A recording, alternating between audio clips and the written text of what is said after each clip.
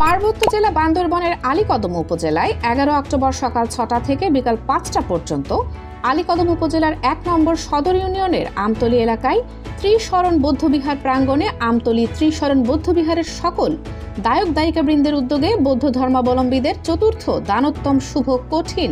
চিবর দানোৎসব 2025 উপলক্ষে সকালে বুদ্ধমূর্তি দান, সংঘদান, অষ্ট পরিষ্কার দান ও ধর্মীয় আলোচনা এবং বিকালে বিহার উৎসর্গ, কঠিন চিবর উৎসর্গ, পবিত্র ত্রিপিটক উৎসর্গ, কল্পতরু দান, ফানুস উৎসর্গ ও ধর্মীয় আলোচনা অনুষ্ঠিত হয়েছে। উক্ত চিবরদান অনুষ্ঠানে প্রধান অতিথি হিসেবে উপস্থিত ছিলেন জনাব ভদন্ত পঞ্চানন্দ মহাথের অধ্যক্ষ,